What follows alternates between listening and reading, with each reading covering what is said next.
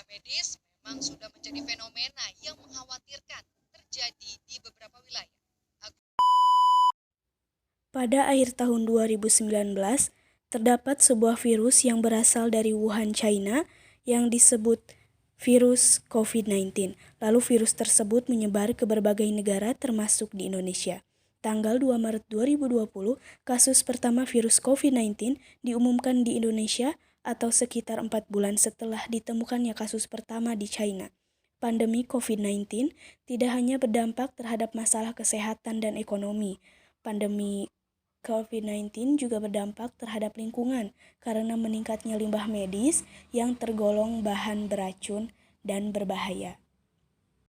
Nah, sebagai warga negara yang baik, kita harus cegah pencemaran limbah medis di Indonesia.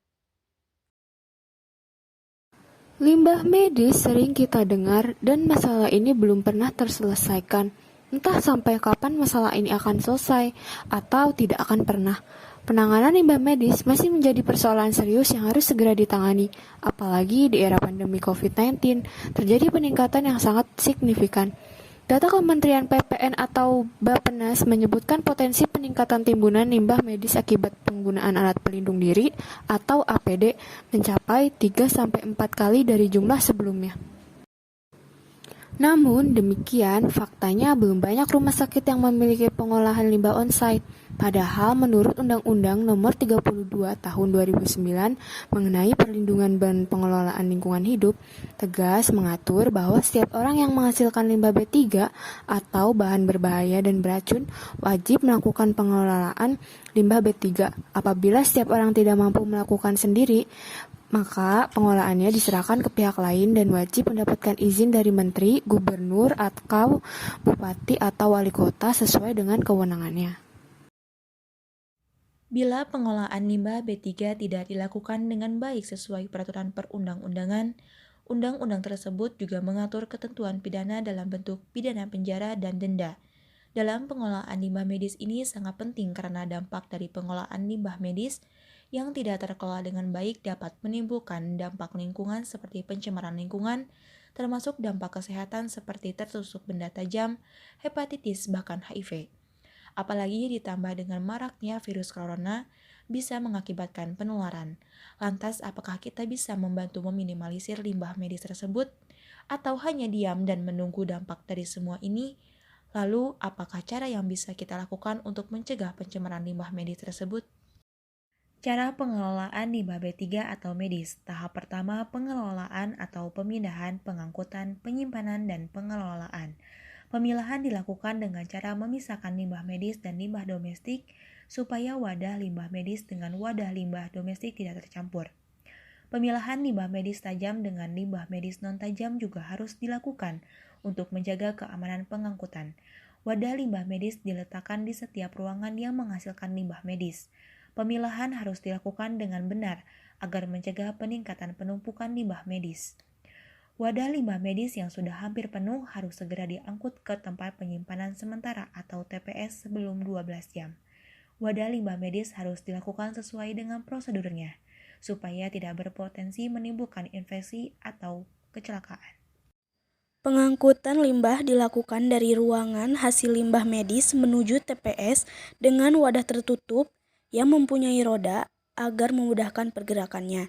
Jalur dan waktu pengangkutan limbah medis harus ditentukan sesuai prosedur pengangkutannya agar tidak berpotensi menyebabkan infeksi atau kecelakaan pada saat dilakukannya pengangkutan. Petugas pengangkut limbah medis harus menggunakan APD lengkap yang sudah disediakan oleh fasilitas pelayanan kesehatan untuk mencegah penularan COVID-19. Sebelum dimasukkan ke TPS, limbah B3 atau limbah medis harus dilakukan penimbangan dan pencatatan terlebih dahulu. Kemasan limbah medis kemudian didisinfeksi di TPS dan wadah pengangkutan juga didisinfeksi supaya nantinya sudah siap untuk mengangkut limbah medis berikutnya. Disinfeksi kemasan limbah medis merupakan langkah tim untuk pencegahan dan waspada terhadap virus COVID-19.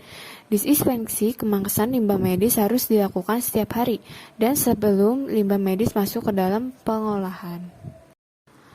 Setelah melakukan penyimpanan, petugas melepaskan APD dan mencuci tangan kemudian dilanjutkan dengan mandi. Cara itu dilakukan setiap hari. Penyimpanan limbah medis ditempatkan pada TPS Limbah B3 yang sudah memenuhi kriteria dan persyaratan bangunan dan berizin dari pemerintahan daerah setempat. Berikutnya, lantai harus kedap air, terlindung dari air hujan dan cuaca ekstrim, permukaan mudah dibersihkannya, persediaan air yang memadai, saluran air yang baik, aman dan dapat dikunci, pencahayaan dan ventilasi yang baik mudah dituju oleh petugas dan kendaraan, anti hewan pengganggu dan serangga. Bangunan tidak mudah terbakar dan dilengkapi dengan simbol dan koordinat letak. Limbah medis yang tersimpan di TPS harus diangkut sesuai jadwal pengoperasian. Kemudian dituju ke insinerator untuk diolah. Pengolahan limbah medis menggunakan insinerator harus dilakukan dengan cara pembakaran sesuai pada suhu di atas 800 Celcius pada ruang bakar pertama. Dan suhu tidak kurang dari 1050 Celcius pada ruang bakar kedua. Dari pengolahan insinerator menghasilkan residu berupa gas beracun dan abu, sehingga harus dilengkapi dengan alat pencemaran udara dan ketinggian cerobong harus dan bekerja sama dengan perusahaan, pengangkut berizin, dan penimbun abu residu insinerasi. Operasional insinerator pengelola limbah medis harus memenuhi persyaratan dan kriteria serta memiliki izin dari kementerian yang berwenang. Pandemi COVID-19 menimbulkan banyak sekali sampah APD, kemasan, masker, dan juga hand sanitizer. Langkah praktis untuk mengurangi sampah tersebut yaitu jangan langsung buang kemasan hand sanitizer, gunakan kembali jika masih mungkin. Menggunakan masker kain untuk dipakai ulang sebagai ganti masker sekali pakai. Lalu menggunakan sapu tangan untuk digunakan kembali sebagai pengganti tisu.